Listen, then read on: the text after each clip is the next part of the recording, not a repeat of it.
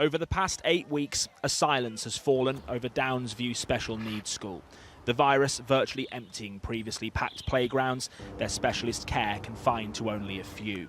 Like all schools, the decision to allow more children to return is a dilemma.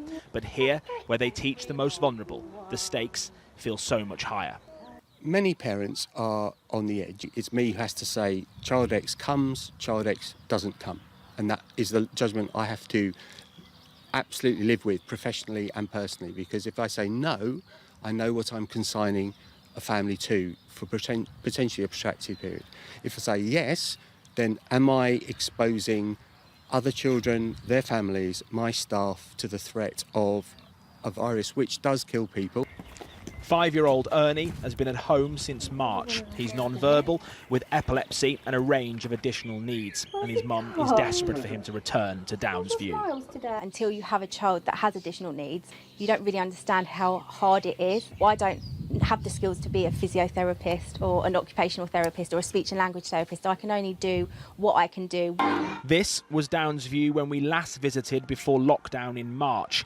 Here, they say guidelines on social distancing will be impossible to implement with special needs children. So while a third of parents like Laura say they want their child to come back if it's safe, the school says it cannot take more than 20% and cannot open in June without more specialist guidance from the government. We haven't got what we need. We've been told repeatedly that potentially things were in the pipeline that haven't arrived. The guidance that's being issued and the statements that are being issued feel a little bit like heads you lose, tails you lose, and live with the consequences. Right now, the government says it's up to parents, teachers and local authorities to decide what's best. But ITV News understands new guidance for special schools will be published in the coming days. It's day 63, beginning of week 10.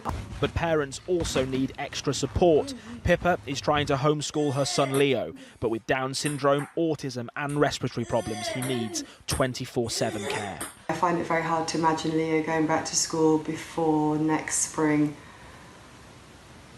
which is a really overwhelming feeling because of the impact it also has on his sisters.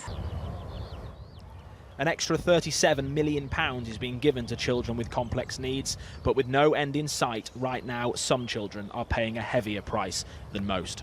Daniel Hewitt, News at 10.